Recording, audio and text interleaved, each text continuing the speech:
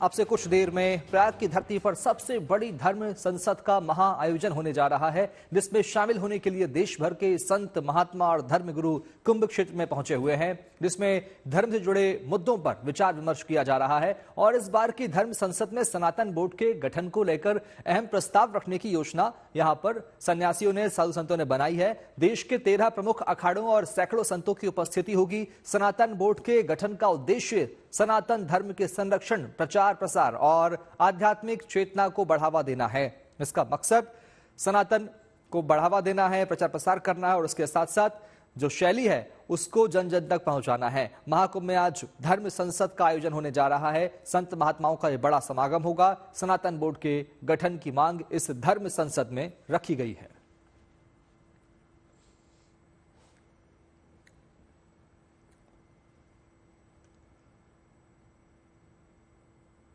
और अब आपको विस्तार से बताते हैं आखिर धर्म संसद को क्यों बुलाया गया है और किन अहम मुद्दों पर इसमें चर्चा होने वाली है। तो सबसे पहले आपको बता देते हैं कि आज महाकुंभ क्षेत्र में धर्म संसद का महाआयोजन किया गया है, जिसमें शामिल होने के लिए देश भर के संत, महात्मा और धर्मगुरु साथ मिलकर धर्म से जुड़े मुद्दों पर विचार विमर्श करेंगे। सभी अखाड़ों और धर्म गुरुओं के बीच सनातन बोर्ड के गठन पर चर्चा इस धर्म संसद में होने वाली है। इस सत्र में सनातन धर्म और संस्कृति के संरक्षण के लिए सनातन बोर्ड के गठन पर औपचारिक रूप से मोहर लगाई जाएगी। बैठक में सनातन बोर्ड के ढांचे और कार्यप्रणाली पर भी विचार विमर्श संतों के द्वारा किया जाएगा। और इस धर्म संसद में मौजूद संत समाज का यह कहना है कि सनातन बोर्ड का गठन न केवल धार्मिक बल्कि सामाजिक और सांस्कृतिक दृष्टि से भी बहुत आवश्यक है। बोर्ड के गठन के पीछे मकसद जो है वो सनातन धर्म को नई ऊंचाइयों तक पहुंचाने का है। इसके अलावा गठन का उद्देश्य धार्मिक स्थलों का संरक्षण भी है, जिसके जरिए सनातन धर्म के सिद्धांतों को अंतरराष्ट्रीय स्तर पर पहुंचाने की पहल धर्म संसद के जरिए की जा रही है। कथावाचक देवकीनंदन ठाकुर ने धर्म संसद बुलाई है, जो अब से कुछ देर में शुरू होने वाली है, जिसके लिए पंडित देवकीनंदन ठाकुर भी निकल गए हैं। सुनिए धर्म संसद पर देवकीनंदन ठाकुर जी महाराज का क्या कहना है। सनातन बोर्ड के लिए, सनातनियों की सुरक्षा के लिए हम लोग सभी ये चाहते हैं कि सनातन बोर्ड का गठन हो। सरकार के आगे हम प्रस्ताव रख रहे हैं और सभी धर्माचार्य जो चाहते हैं कि सनातन जगत का हित हो, मंदिर सुरक्षित रहें, आदि आदि जो चीजें हैं उनकी सुरक्षा के लिए सनातन धर्म संसद अभी प्रारंभ होने जा रही है और हम उसी की रूपरेखा देखने के लिए जा रहे हैं। सभी सनातनी जो पहुंच रहे हैं, देखिए बहुत बड़ी संख्या में लोग पहुंच रहे हैं, आगे भी लोग आएंगे और हम आशा करते हैं कि सरकार और बाकी के सभी लोग इस पे ध्यान दें और सनातन बोर्ड बने, ऐसी प्रार्थना भगवान से करते हैं, प्रिया कांजू से भी करते हैं।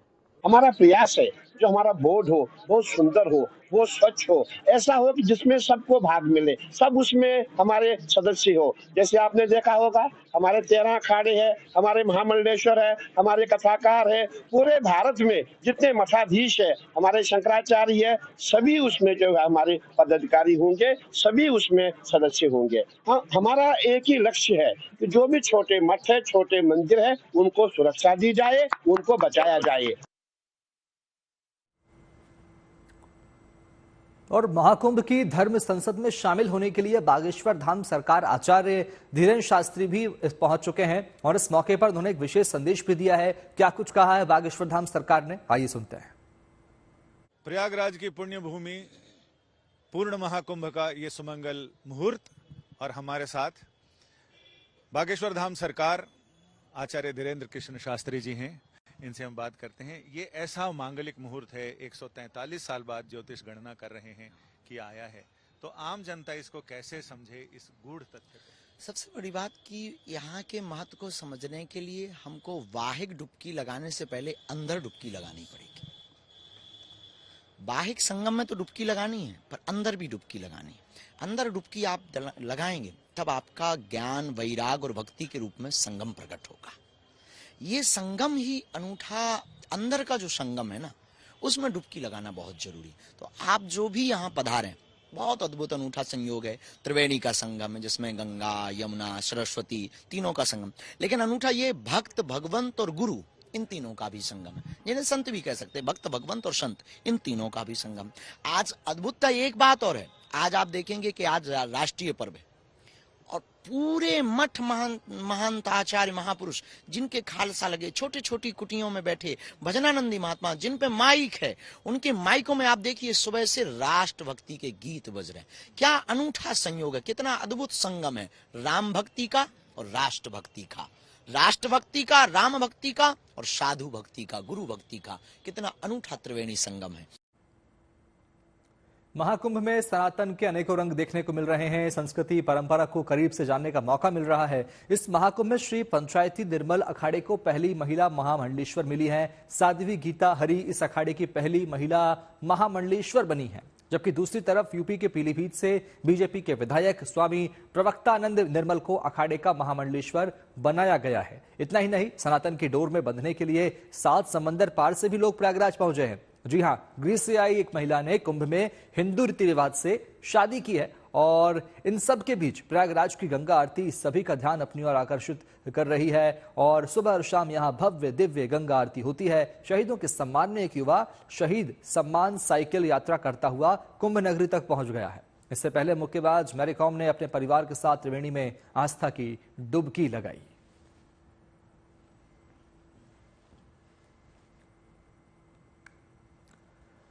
और प्रयागराज के महाकुंभ में अब मौनी अमावस्या की अमृत स्नान की बारी है। इसके लिए दूर दूर से लोग पहुंच रहे हैं। मौनी अमावस्या के स्नान पर्व के लिए खास तैयारियां भी की जा रही है, क्योंकि इस पावन अवसर पर श्रद्धालुओं की सबसे ज्यादा भीड़ उमड़ सकती है। देखिए क्यों इस रिपोर्ट में।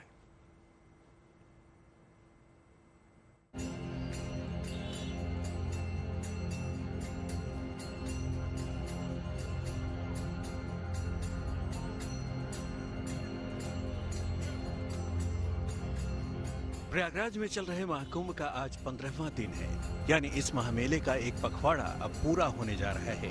इसी के साथ यहाँ पर संगम में स्नान करने वाले श्रद्धालुओं की तादाद में भी हर दिन इजाफा होता जा रहा है।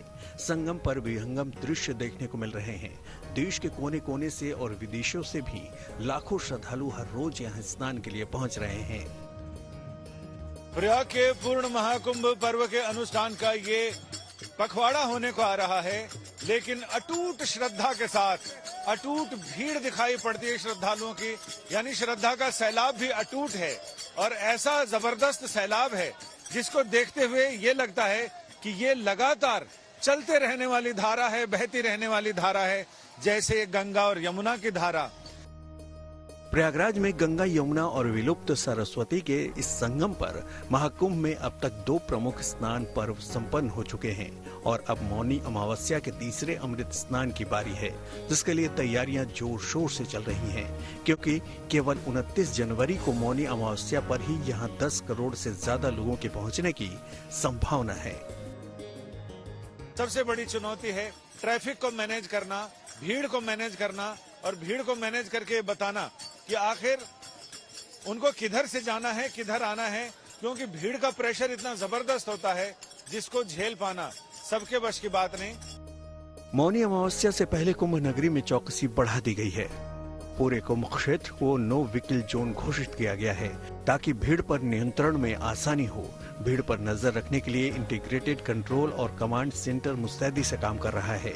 भीड़ भाड़ वाले इलाकों में क्विक रिस्पांस टीम्स भी तैनात हैं। सभी प्रमुख रास्तों पर खास निगरानी की जा रही है और संदिग्ध लोगों पर खास तौर से नजर रखी जा रही है।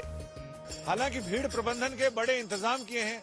बड़े बड़े मैदानों में कहीं भूल भुलैया बनाई गई है, कहीं पर ऐसी बल्लियां लगाई गई हैं ताकि भीड़ उसमें से भीड़ का कुंभ क्षेत्र में आने की रफ्तार थोड़ी धीरे हो और उन्हें कुंभ क्षेत्र से बाहर निकालने की, बाहर जाने की रफ्तार ज्यादा हो।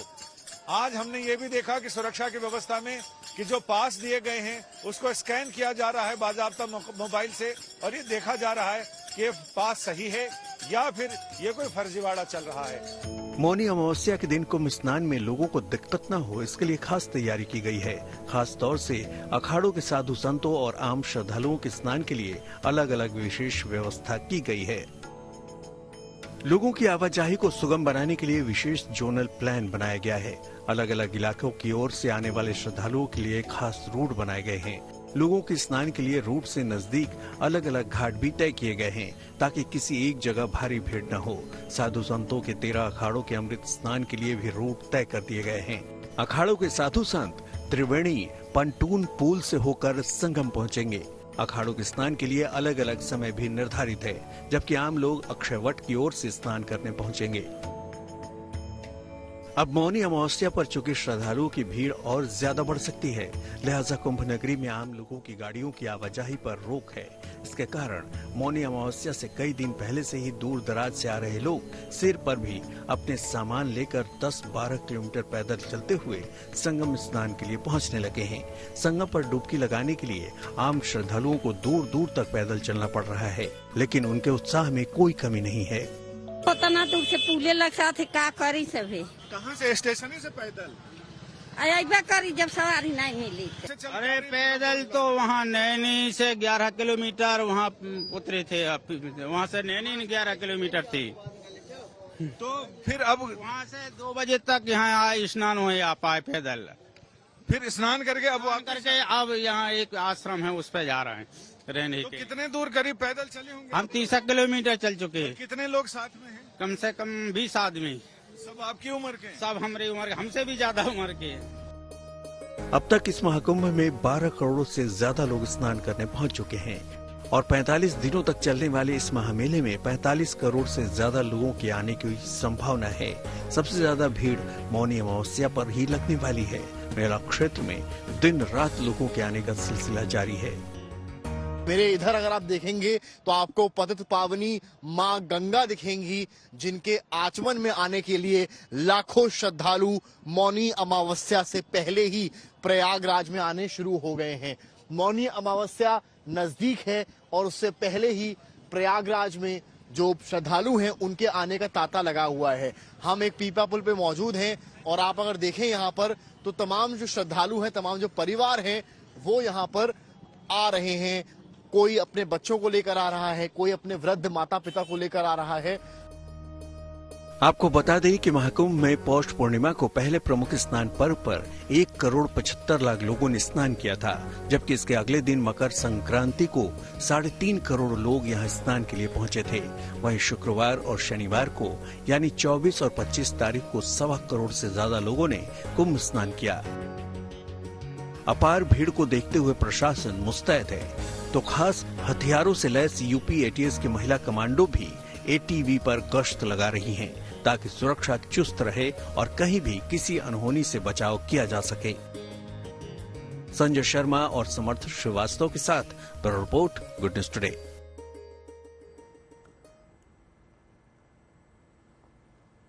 तो तैयारियां जो है वो पूरी कर ली गई हैं मौनी अमावस्या को लेकर और सुरक्षा के भी पुख्ता बंदोबस्त किए गए हैं। अनुमान ऐसा है कि इस बार ये आंकड़ा आसमान छू सकता है। अब तक 12 करोड़ से ज्यादा स्नान यहां पर श्रद्धालु कर चुके हैं। और इस बीच एक और बड़ी जानकारी आपको दे दें, अमित शाह प्रयागराज पहुंच चुके हैं। सीएम योगी खुद उनका स्वागत कर रहे हैं। गृह मंत्री आज संगम में आस्था की डुबकी लगाएंगे। ये तस्वीरें जब गृह मंत्री अमित शाह प्रयागराज पहुंच चुके हैं, मुख्यमंत्री योगी आदित्यनाथ और भूपेंद्र चौधरी ने, केशव प्रसाद मौर्य ने और ब्रजेश पाठक ने उनका स्वागत किया एयरपोर्ट पर। और अब वो अक्षय वट के दर्शन करेंगे, संगम में डुबकी लगाएंगे, लेटे हनुमान जी के भी दर्शन करेंगे गृह मंत्री अमित शाह। ऐसी बड़ी जानकारी सामने आ रही है। फिलहाल प्रयागराज पहुंच चुके हैं गृह मंत्री अमित शाह। लेटे हनुमान जी के दर्शन भी करेंगे, जिन्हें कोतवाल प्रयागराज का कहा जाता है। और उसके बाद अक्षय वट जो है वहां भी दर्शन करने जाएंगे गृह मंत्री अमित शाह। फिलहाल उनके स्वागत की तस्वीरें आप देखिए। प्रयागराज पहुंच चुके हैं गृह मंत्री अमित शाह और अब से कुछ देर बाद वो संगम स्नान करने पहुंचेंगे। व्यवस्थाएं चाक चौबंद है, तैयारियां पूरी कर ली गई है, सुरक्षा के भी पुख्ता बंदोबस्त हैं। और ये भी तस्वीर आप देखिए जब गृह मंत्री अमित शाह प्रयागराज पहुंच चुके हैं। सुरक्षा के पुख्ता बंदोबस्त के बीच मुख्यमंत्री योगी आदित्यनाथ ने उनकी अगवानी की और उसके बाद अब संगम स्नान के लिए पहुंचेंगे गृह मंत्री अमित शाह। अक्षय वट भी देखने जाएंगे और लेटे हनुमान जी का भी आशीर्वाद लेंगे, लेकिन उसके पहले संगम स्नान करेंगे। परिवार के साथ गृह मंत्री अमित शाह पहुंच चुके हैं प्रयागराज। उनके पुत्र भी वहां पर पहुंचे हैं, वो भी जय शाह भी यहां संगम स्नान करेंगे। परिवार के साथ पहुंचे हैं गृह मंत्री अमित शाह प्रयागराज। ये तस्वीरें आपको हम दिखा पा रहे हैं। आपसे कुछ देर पहले की तस्वीरें हैं जब गृह मंत्री अमित शाह प्रयागराज पहुंचे हैं, संगम नगरी पहुंचे हैं। आज धर्म संसद भी है, तो उस लिहाज से भी अमित शाह का दौरा काफी खास हो जाता है, क्योंकि तमाम सन्यासी, संत, महात्मा इस धर्म संसद में हिस्सा ले रहे हैं। संभवतः अमित शाह भी इस कार्यक्रम में पहुंच सकते हैं, ऐसी जानकारी भी है। जय शाह भी महाकुंभ के लिए पहुंच चुके हैं, गृहमंत्री अमित शाह भी पहुंच चुके हैं और अब से कुछ देर बाद सीधे संगम में जाकर स्नान करेंगे, डुबकी लगाएंगे, आस्था की डुबकी, क्योंकि अब तक 12 करोड़ श्रद्धालु से ज्यादा लोग डुबकी लगा चुके हैं। और ऐसे में इस अद्भुत संयोग का साक्षी बनने के लिए खुद गृहमंत्री अमित शाह भी पहुंच रहे हैं, वो भी प्रयागराज पहुंच चुके हैं और संगम नगरी पहुंचेंगे। लेकिन उसके पहले की तस्वीर आप देखिए। अब से कुछ देर पहले जब गृह मंत्री अमित शाह प्रयागराज पहुंचे तो उत्तर प्रदेश सरकार के तमाम मंत्रियों के साथ साथ खुद सूबे के मुख्यमंत्री योगी आदित्यनाथ और दोनों डिप्टी सीएम ने भी उनकी अगवानी की, उनका स्वागत किया। और अब वो पहुंचेंगे संगम स्थल, जहां स्नान करेंगे। उसके बाद लेटे हनुमान जी के दर्शन करने जाएंगे गृह मंत्री अमित शाह और उसके बाद फिर अक्षय वट भी देखेंगे। ये फिलहाल अब तक का कार्यक्रम है गृहमंत्री अमित शाह का, जब वो आज प्रयागराज में रहेंगे, संगम नगरी में रहेंगे।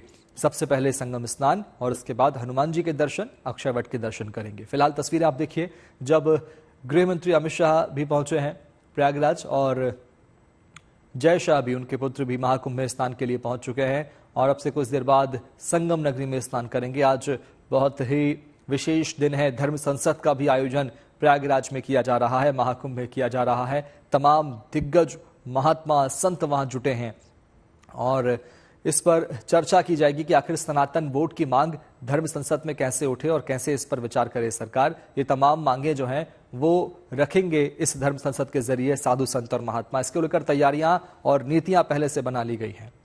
आपको बता दें, आज गृहमंत्री संगम में आस्था की डुबकी लगाएंगे। परमार्थ निकेतन आश्रम के अध्यक्ष स्वामी चिदानंद सरस्वती से भी मुलाकात गृहमंत्री शाह करेंगे और उसके बाद हनुमान जी के दर्शन भी करेंगे। लेटे हनुमान जी दर्शन करने के लिए गृहमंत्री अमित शाह जाएंगे और प्रयागराज में अक्षय वट के दर्शन भी करेंगे, अक्षय वट भी देखेंगे। तो ये फिलहाल अब तक का कार्यक्रम आपको हम बता रहे हैं। गृहमंत्री अमित शाह का आज प्रयागराज दौरा और ये तस्वीरें आपको दिखा रहे हैं जब गृहमंत्री अमित शाह पहुंचे हैं प्रयागराज संगम नगरी में। और उसके पहले की तस्वीर भी आप देखिए, जब देश के रक्षा मंत्री राजनाथ सिंह ने अभी हाल ही में कुछ दिन पहले संगम नगरी में स्नान किया था, पावन डुबकी लगाई थी। और आज गृह मंत्री अमित शाह पहुंचे हैं प्रयागराज संगम नगरी। तो तमाम हर खास इंसान, हर खास व्यक्ति इस पावन कुंभ में, इस संगम नगरी में स्नान करना चाहता है और इसीलिए गृह मंत्री अमित शाह आज पहुंचे हैं। महाकुंभ में संगम में स्नान करेंगे, उसके बाद लेटे हनुमान जी के मंदिर में जाकर दर्शन करेंगे, उनकी आराधना करेंगे और फिर अक्षय वट का दर्शन भी करेंगे। आज धर्म संसद भी है, तो इस लिहाज से भी दौरा काफी विशेष और कई मायनों में अलग हो जाता है। और ऐसे में धर्म संसद के जरिए जो सन्यासी हैं, जो संत महात्मा हैं, वो सनातन बोर्ड की मांग सरकार से करेंगे।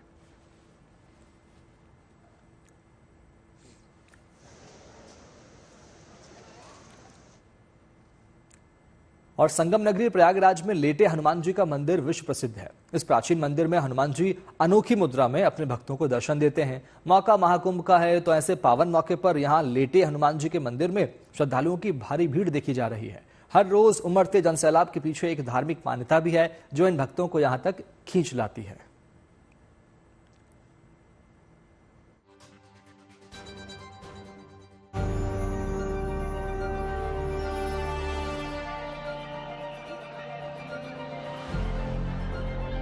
प्रयागराज में आस्था का ऐसा जन सैलाब दशकों बाद देखने को मिलता है। महाकुंभ में हर रोज यहाँ लाखों की तादाद में श्रद्धालु पावन स्नान कर रहे हैं और इसके बाद प्रयागराज के कोतवाल कहे जाने वाले बड़े हनुमान जी के दर्शन को पहुंच रहे हैं। मान्यता है कि त्रिवेणी स्नान का पूर्ण फल तभी प्राप्त होता है जब भक्त यहाँ लेटे हनुमान जी के दर्शन करते हैं। ये दुनिया का एकमात्र ऐसा मंदिर है जहाँ पर पवन पुत्र की विशाल लेटी हुई प्रतिमा की पूजा होती है। महाकुंभ के दौरान लेटे हनुमान मंदिर की रौनक देखते ही बनती है। यहाँ श्रद्धालुओं की भीड़ ऐसी लग रही है मानो समंदर की लहरें हर बाधा को तोड़कर बस आगे ही बढ़ती चली आ रही हो। हनुमान मंदिर में है जहाँ हनुमान जी लेटी हुई अवस्था में श्रद्धालुओं को दर्शन देते हैं। लाखों श्रद्धालुओं की भीड़ लगातार यहाँ पर दर्शनों के लिए आ रही है और ये कहा जा रहा है कि जब यहाँ हनुमान जी के दर्शन जब तक श्रद्धालु नहीं करेंगे तब तक उनका ये स्नान पूरा नहीं माना जाएगा। और ये मौका ऐसा है कि जब यहाँ पर आस्था की डुबकी लगाकर लेटे हुए हनुमान जी के दर्शन करना चाहते हैं। हमारे पीछे ये लंबी लाइनें देख सकते हैं, ये श्रद्धालु अपनी बारी का घंटों इंतजार कर रहे हैं। दुनिया के समस्त संकट हरने वाले संकट मोचन को यहाँ माता सीता के आशीर्वाद स्वरूप सिंदूर चढ़ाने की विशेष मान्यता है। कहा जाता है कि सिंदूर चढ़ाने से भक्तों को आरोग्य का वरदान मिलता है। इन दिनों यहाँ मंदिर के बाहर श्रद्धालुओं की लंबी लंबी कतारें दर्शन पूजन के लिए घंटों का इंतजार करती दिखती हैं और इन सब के बीच जय श्री राम का उद्घोष श्रद्धालुओं में उत्साह और उमंग का नया संचार कर देता है। सुबह मंदिर के कपाट खोलने से पहले ही नगर कोतवाल के द्वार पर भक्तों के जत्थे उमड़ने लगते हैं। 2-3 घंटे से इंतजार कर रहे हैं, बहुत मजा आ रहा है क्योंकि महाकुंभ में 144 साल में आया है तो इंसान हमारी बच्चे के बच्चे देख पाएंगे उसके बाद। मैं गोरखपुर से आया हूँ। कितना देर से अपनी बारी का इंतजार कर रहे हैं? अरे पुल तो यहाँ पे तो मुझे 1.5 घंटा हो गया खड़ा रहते हुए। थोड़ा गुजरात से आया हूँ, 1-1.5 घंटा से लाइन में लगा हूँ तो अब जाके नंबर आ रहा है। जो है राजस्थान से आया हुआ हूँ और यहाँ पे आने की जो खुशी है वो घर बैठे हम सोच भी नहीं सकते। इतनी ज्यादा प्रसन्नता हो रही है और यहाँ का जो प्रशासन व्यवस्था है वो बहुत अच्छी है। प्रयागराज के इस पौराणिक मंदिर का मां गंगा से जुड़ा एक अनुपम संयोग है। बरसात के मौसम में हर साल मां गंगा इस मंदिर तक पहुंचती हैं और लेटे हनुमान जी को स्नान कराती हैं। यह प्रक्रिया निरंतर यूं ही चली आ रही है। धार्मिक मान्यता है कि लेटे हनुमान जी के दर्शन मात्र से ही भक्तों के जीवन के सभी संकट दूर हो जाते हैं। Pankaj Shrivastava, Prayagraj, good news today.